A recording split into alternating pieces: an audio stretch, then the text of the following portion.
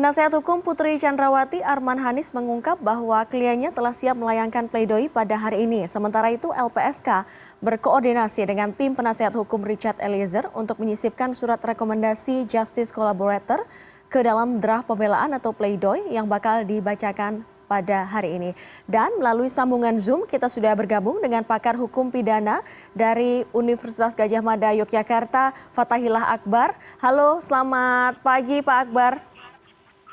Halo, selamat pagi Mbak Dea. Ya Pak Akbar, sesaat lagi kita akan mendengarkan pembacaan nota pembelaan. Tadi seperti laporan koresponden kami di lapangan, Putri Chandrawati menjadi terdakwa pertama yang akan membacakan pledoi atau nota pembelaan. Pak Akbar, kita tahu bahwa sepanjang kasus ini bergulir, ada dinamika salah satunya saat penasehat hukum dari Putri Chandrawati ini berencana untuk menyusun pledoi dan meminta kepada majelis hakim meminta waktu 2 minggu, meskipun akhirnya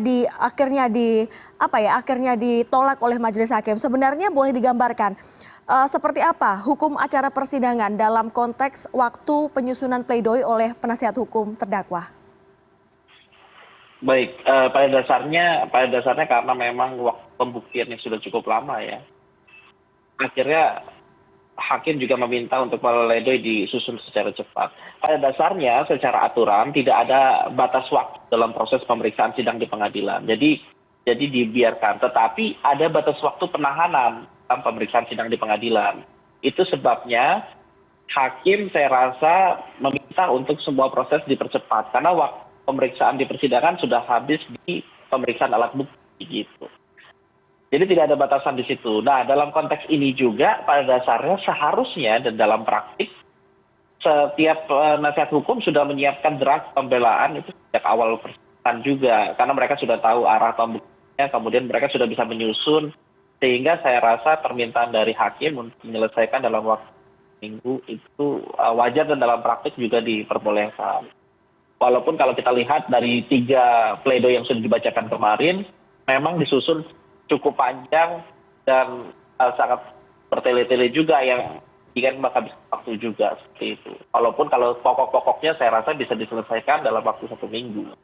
Artinya tidak ada aturan baku soal jangka waktu dalam menyusun. Ini hanya sesuai dengan apa yang dipertimbangkan oleh majelis hakim. Oke, Pak Akbar, ini kan hari ini Putri Chandrawati akan membacakan pledoi, dan kalau kita mendengar pledoi dari terdakwa atau 3 terdakwa kemarin, kita sudah mendengar jika Anda meletakkan kacamata Anda sebagai kuasa hukum dari terdakwa Putri Chandrawati, nota pembelaan seperti apa yang Anda susun untuk meyakinkan majelis hakim bahwa posisi Putri Chandrawati ini ringan dalam kasus ini? Baik, dalam kasus ini kalau kita melihat perspektif penuntut umum terlebih dahulu, kenapa Putri Chandrawati kemudian menjadi tersangka adalah karena semua hal yang terjadi di sini karena Putri Chandrawati menceritakan sesuatu kepada Ferdy Sambo dan Ferdy Sambo kemudian membuat rencana di dalam proses pembunuhan ini. Di mana hal ini diperkuat dengan surat tuntutan yang kemarin sudah dibacakan. Jadi surat tuntutan kemarin sudah dibacakan bahwa ada perencanaan tersebut. Nah, kalau pledoinya seperti apa kemarin sudah terlihat karena tim penasehat hukum baik dari Ferdy Sambo itu sama dengan tim dari Putri Chandrawati. Kita bisa lihat di situ dari proses perencanaan sampai dengan penembakan difungsikan dari proses pembelaannya bahwa Putri tidak mengetahui. Gitu. Putri Chandrawati hanya menceritakan bahwa diperkosa, kemudian tolong dirahasiakan. Bahkan Putri Chandrawati memarahi Ferdy Sambo ketika mengarang skenario seakan-akan pelecehan seksual dilakukan di rumah Saguling. Ini disampaikan dalam pembelaan Ferdy Sambo kemarin gitu. Jadi poin-poin pembelaan dari Ferdy Sambo tersebut saya rasa akan diulang kembali dalam Putri Chandrawati, seakan-akan Putri Chandrawati tidak mengetahui dan Putri Chandrawati menolak rencana tersebut. Walaupun hal ini sudah sangat berbeda dengan perspektif yang ada dalam surat tuntutan jaksa penuntut umum, di mana seharusnya Putri Chandrawati dapat melakukan pencegahan, dapat mencegah terjadinya proses eksekusi itu sejak dari rumah Saguling sampai dengan Duren 3 tersebut. Mhm. Pak Akbar, yang menarik juga dalam persidangan ini adalah fakta, bukan fakta ya, apa ya, statement atau tuntutan dari JPU yang menyebut bahwa eh, kuat dugaan Putri Chandrawati ini punya hubungan spesial dengan korban meninggal dunia. Tapi itu dibantah oleh kuasa hukum dan juga oleh Putri Chandrawati sendiri bahwa tidak ada. Bahkan Verdi Sambo dalam pledoinya juga menyebut bahwa ada upaya pelecehan seksual yang dilakukan oleh korban meninggal yakni Brigadir Yosua kepada istrinya. Sepenting apa cerita ini, pembuktian cerita ini, pembuktian material cerita ini dalam persidangan untuk meyakinkan hakim bagi kedua belah pihak, Baik, JPU dan juga para terdakwa.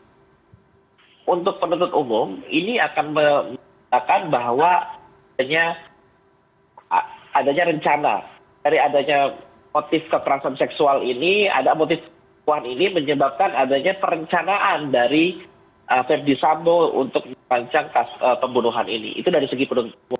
Kalau dari segi pembelaan, dia akan mencoba perselingkuhan ini jadi alasan yang meringankan dan menghapus kondisi ketenangan. Ini kan yang diargumentasikan walaupun berdebatkan ya. Dalam menyusun rencana berdasarkan pasal 340 KUHP itu harus berdasarkan kondisi yang tenang. Walaupun kondisi tenang ini tidak harus tenang secara psikologis. Tetapi dia cukup bisa memikirkan baik buruknya perbuatan. Nah ini tapi dibawa oleh pembela karena dia dia emosional menjaga wibawanya, maka dia melakukan proses eksekusi tersebut. Dan ini disampaikan juga di argumentasi Verdi Sambo tersebut. Makanya dia berargumentasi bahwa adanya kekerasan seksual dan Putri Chandrawati sebagai korban, dan bahkan Verdi Sambo juga membahasakan dirinya sebagai suami yang dilecehkan juga. Walaupun kalau dari sudut penuntut umum ini malah memberatkan, seakan-akan memang ada alasan kenapa dilakukan perencanaan pembunuhan tersebut, dan itu malah memperkuat pasal 340 KUHP. Nanti ini menjadi perdebatan juga, dan makanya kita akan lihat hakim kira-kira condong kepada penuntut umum atau condong kepada pembelaan yang akan dibacakan hari ini. Baik, tentunya kita akan dengarkan pembelaan yang dilakukan oleh dua terdakwa yang dijadwalkan akan dilakukan pada pagi hari ini. Saya juga ingin menyoroti karena kita belum mendengarkan pledoi dari terdakwa Putri Chandrawati dan Richard Eliezer. Ini menyoroti soal penyidikan kasus ini yang melibatkan tes kebohongan, dan beberapa ahli hukum pidana sebelumnya sempat menyatakan bahwa tes kebohongan itu bisa jadi dipertimbangkan dan bisa jadi tidak. Kalau Anda lihat dari proses persidangan sejauh ini, kasus-kasus lain seperti apa kedudukan dari hasil poligraf tersebut? Ya, kekuatan itu atau Bewiskrah diperdebatkan. Apalagi poligraf ini menggunakan istilahnya scientific crime investigation.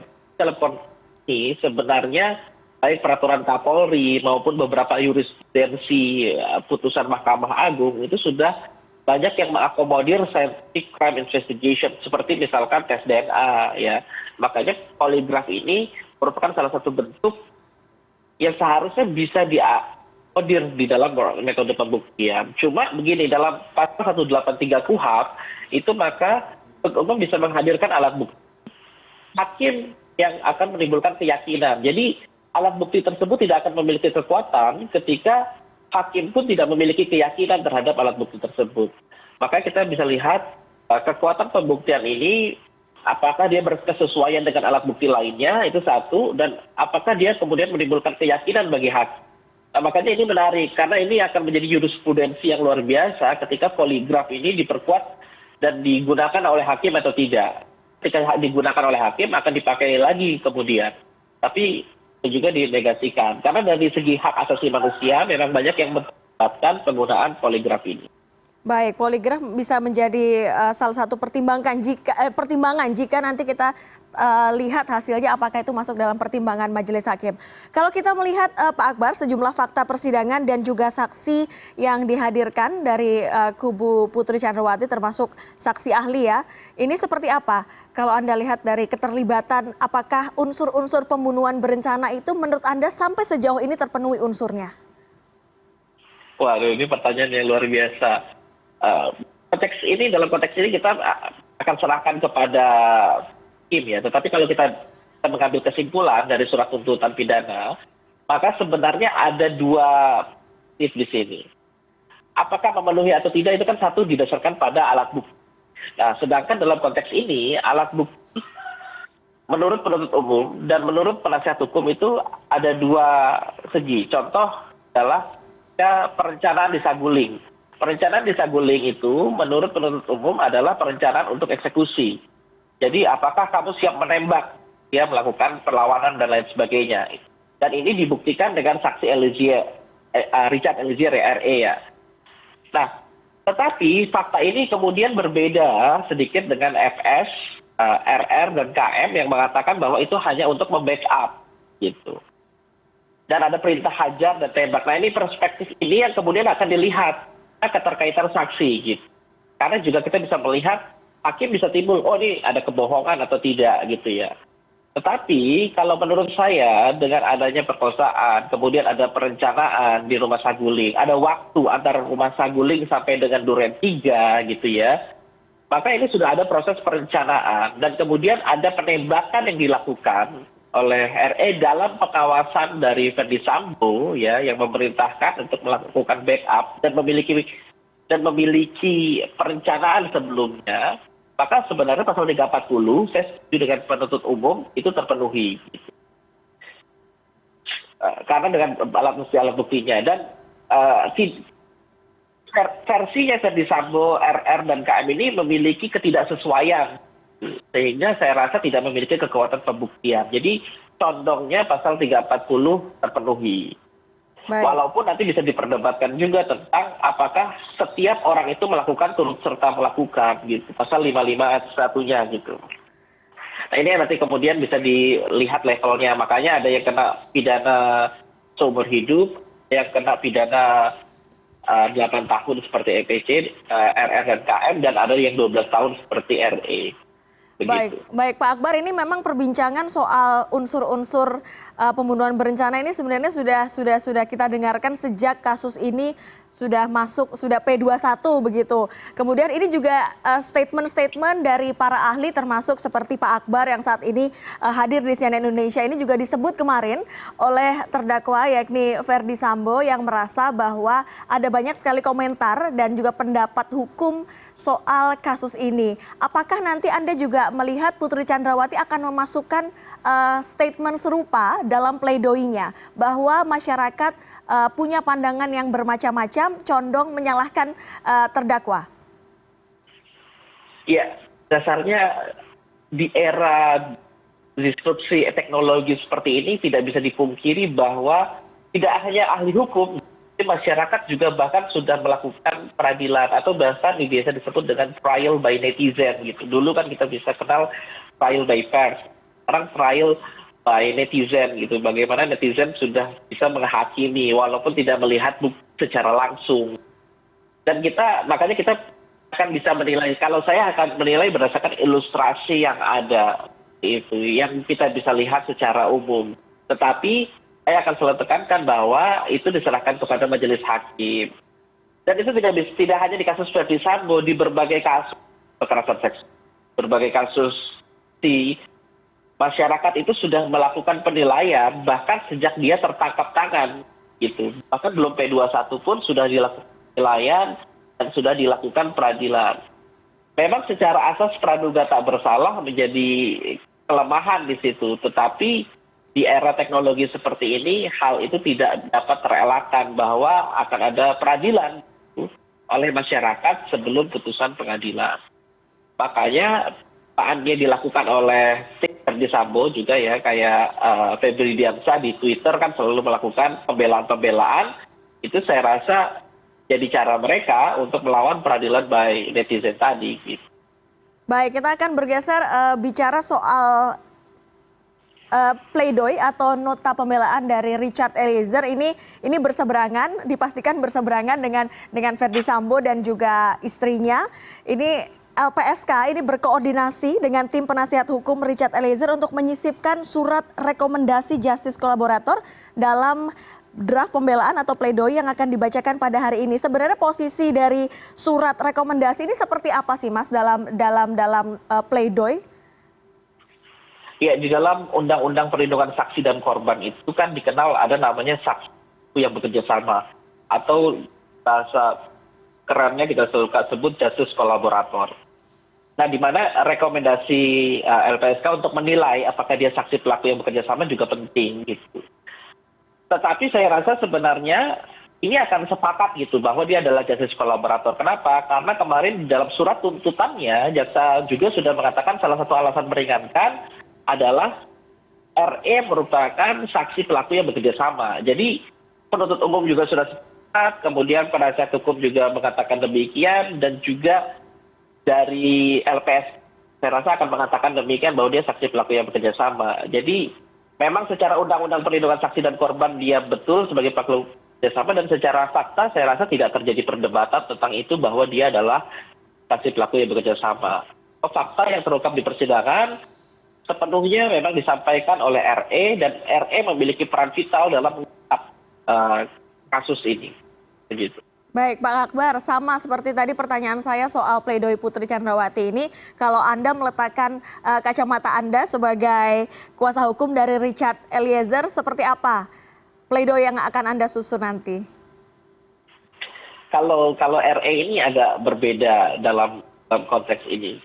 Karena dia kan yang melakukan penembakan ya. Jadi dia memerlukan argumentasi pembelaan yang kalau di awal saya rasa debatannya adalah selalu menggunakan jabatan.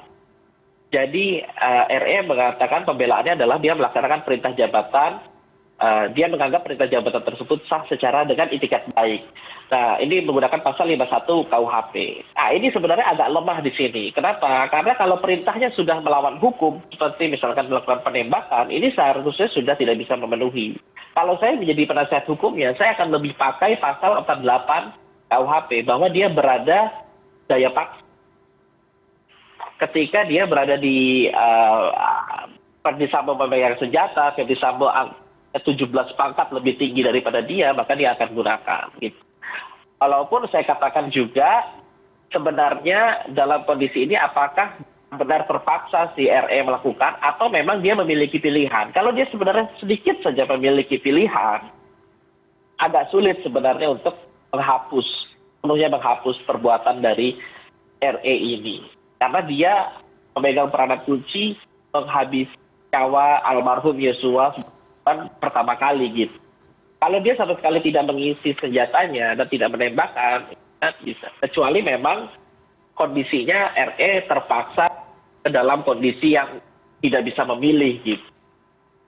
Baik, posisinya kalau menurut Mas Fathahillah Akbar ini agak-agak berat ini Eliezer. Dan kalau bicara soal posisi Richard Eliezer kemarin tuntutannya 12 tahun. Kita akan lanjutkan perbincangan kita, kira-kira 12 tahun tuntutan dari JPU ini pantas atau tidak bagi seorang justice kolaborator. CNN Indonesia Breaking News akan segera kembali usai jeda sesaat lagi.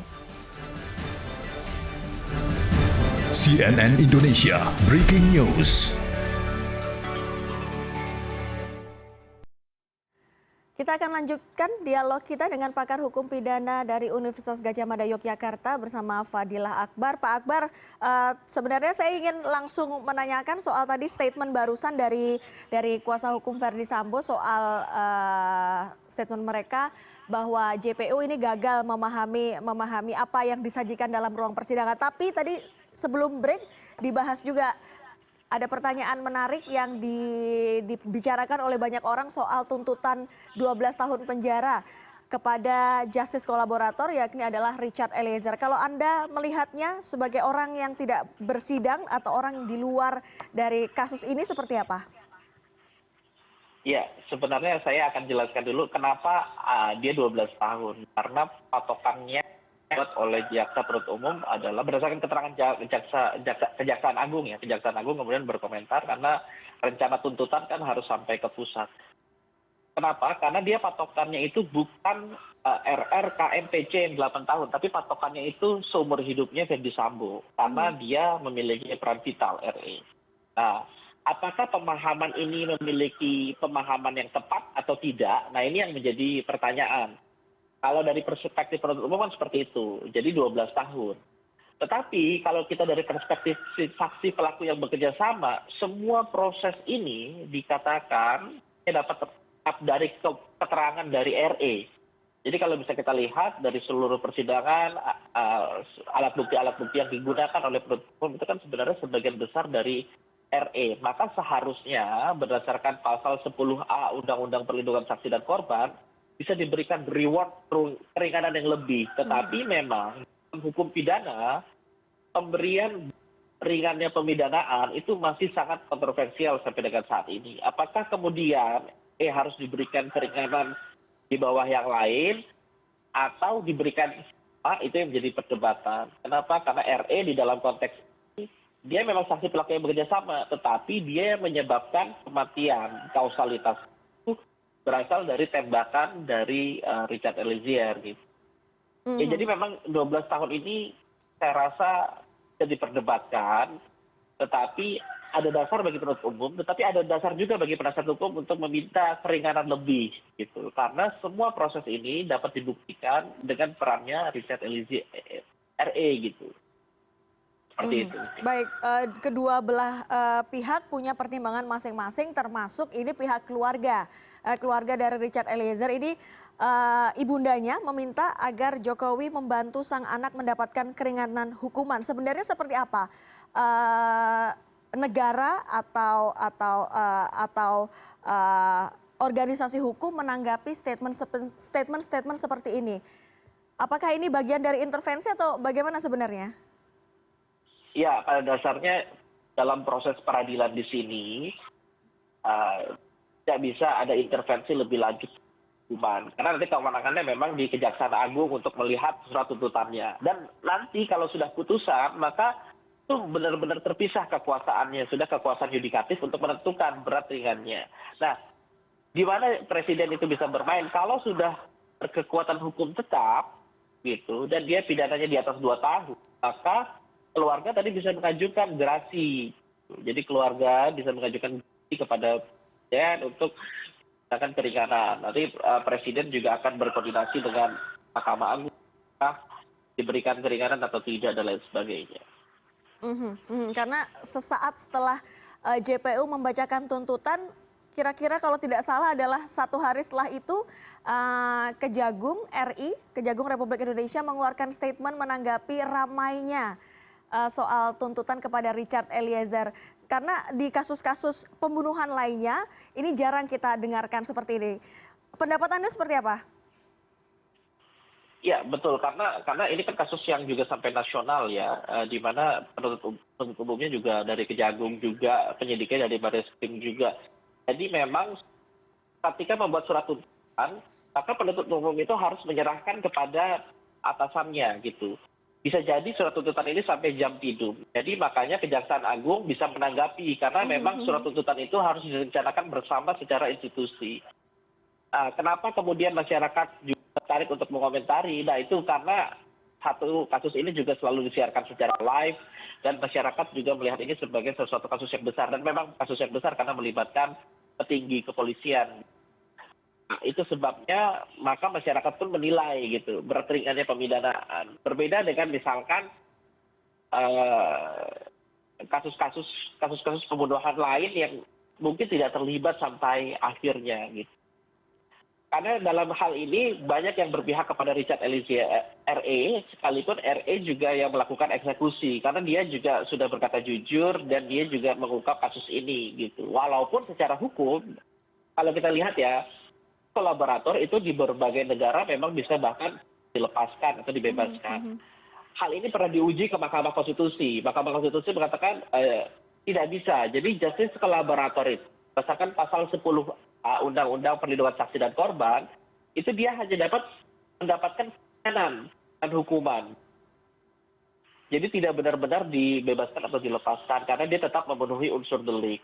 Tapi setidaknya dia dapat diberikan keringanan. Nah, keringanan itu sejauh apa, keringanan itu bisa sebesar apa dan lain sebagainya, itu diserahkan kepada umum satu atau kepada majelis hakim dalam menilai seberapa penting dia memberikan keringanan, seberapa penting keterangan dia dalam mengungkap kasus tersebut gitu.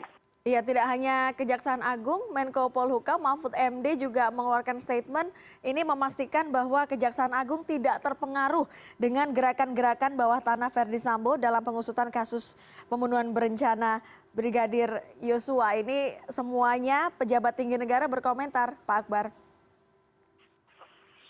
Iya betul, karena kasus ini kan kasus dan akhirnya menjadi memojokkan seakan-akan sekarang sudah hak juga sebagian kepada Verdi Sambo, padahal tidak seperti itu. Semua yang disampaikan oleh kejaksaan itu memiliki argumentasi hukum, sekalipun saya selalu sampaikan ini kepada publik juga bahwa hukum itu memang bersifat abu-abu. Kepastian hukum itu masih jauh kita dalam konteks ini, sehingga apakah dia dijatuhi 12 tahun, apakah kemudian 10 tahun, itu masih menjadi perdebatan. Yang paling penting adalah bagaimana kita memberikan argumentasi kepada hal tersebut dalam konteks ini. Baik, itu tadi pendapat-pendapat dari Fatailah Akbar, ini pakar hukum pidana UGM menjelaskan kira-kira seperti apa nanti pledoi yang akan disusun oleh dua terdakwa yakni Putri Chandrawati dan Richard Eliezer yang sesaat lagi kita akan dengarkan, kita akan masih tunggu. Terima kasih Pak Akbar sudah bergabung bersama kami di CNN Indonesia Breaking News. Sehat selalu Pak. Sehat selalu.